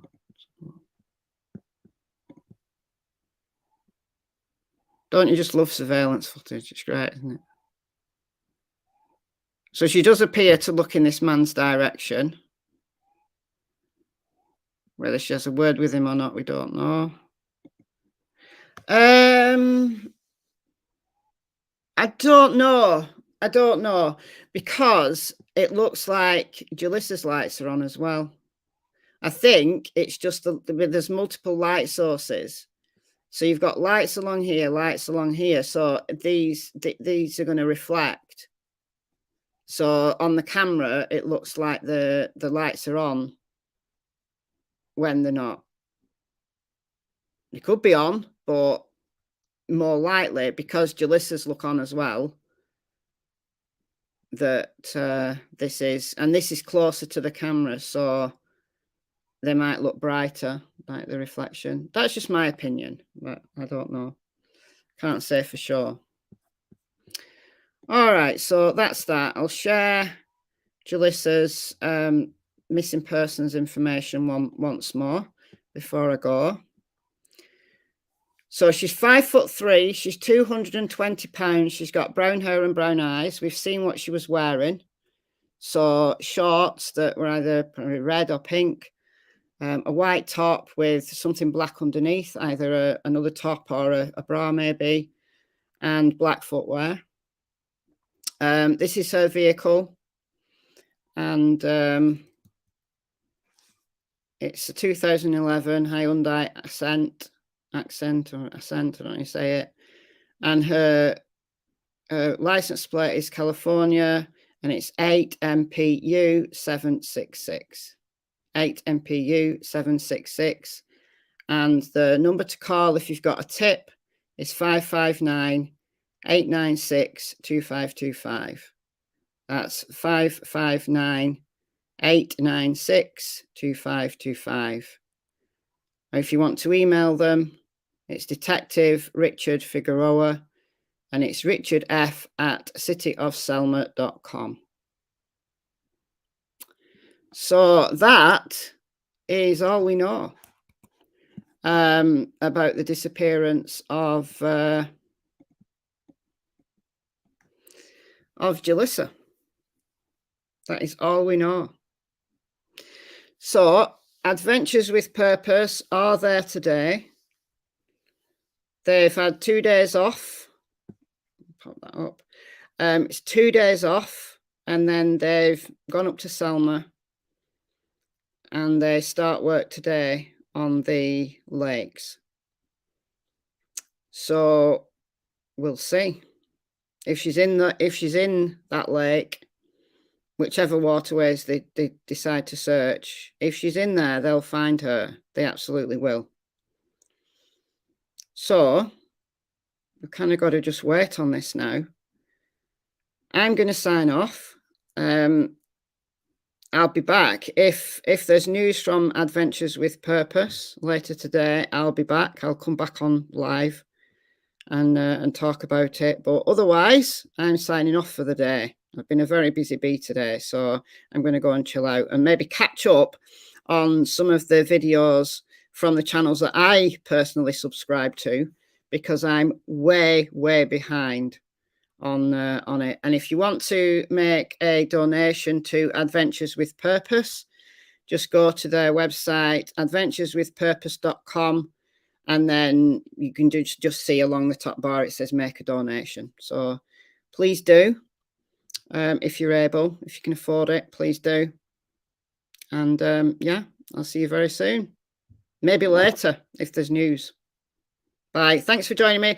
Thank you so much to Trixie Star and Miss Leah for modding. Thank you for just attending, keeping me company, listening, commenting, keeping the chat classy. We've had no trolls or anything like that, apart from one dodgy porn person. And thanks for the super chat, super stickers, and all the love. It's very much appreciated. Bye, guys.